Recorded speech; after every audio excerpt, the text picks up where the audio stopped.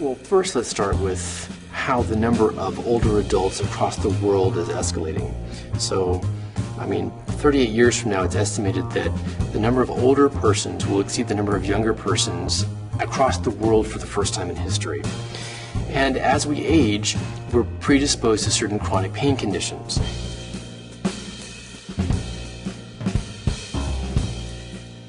The first is, for example, low back pain.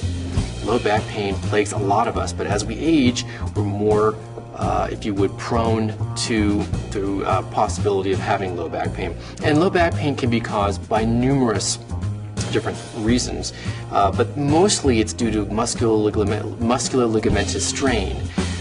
But other things can cause it, like facet joint problems in the spine, sacroiliac joint disease, piriformis syndrome, which is a muscular syndrome in the buttock which can cause low back pain, especially in older adults. You can have changes that occur in the discs in the spine that can lead to disc herniation, causing low back pain, shooting leg pain.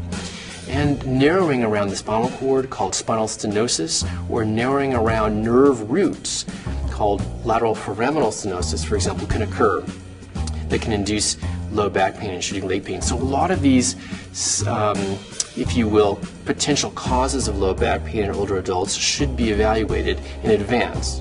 That is through history, physical examination. Once that's done and you determine a diagnosis, then proper therapy should be initiated. And there can be numerous therapies for the treatment of low back pain based on the cause.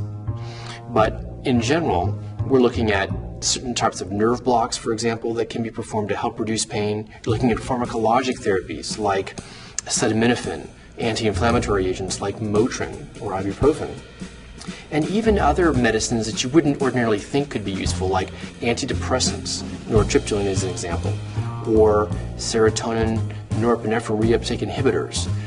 The example of that is Cymbalta or duloxetine that can be quite useful in treating low back pain, that may be due to muscular ligamentous strain.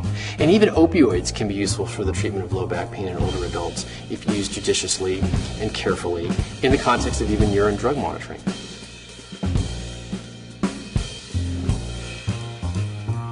I think that, unless you have a defined lesion, a defined problem that can be corrected surgically, I think, in the low back, I think it's helpful to try everything else beforehand. That's what I advise patients, and I would advise my parents and so on as well. Because, I'm biased, I see those patients that haven't benefited. Plenty of people do. I think that when you're talking about fusion and you're talking about putting rods in and so on, then we really do risk persistent pain. And it's hard to overcome that. It really is.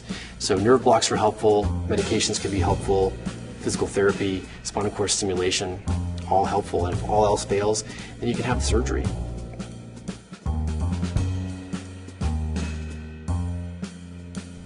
Osteoarthritis can affect us as we age, and that's a diagnosis based on history and physical examination primarily. Confirmatory testing can be done using x-rays, but really it's a diagnosis based on history and exam. A lot of weight-bearing joints are predisposed to osteoarthritis in humans, like the hip and the knee, for example. So therapies, though, that are useful for osteoarthritis are numerous, and they can include pharmacologic therapies like acetaminophen, like Motrin, for example, but also other agents that even can be injected into, say, the knee, local anesthetic and some steroid, or something called hyaluronidase, which can be used to help stabilize the knee joint in cases of osteoarthritis.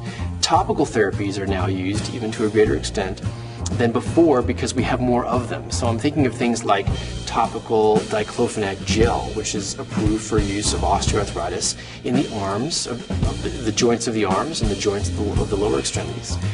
And then we have even cognitive behavioral therapy, psychological therapies that have a great sort of abundance of data on usefulness for the treatment of low back pain.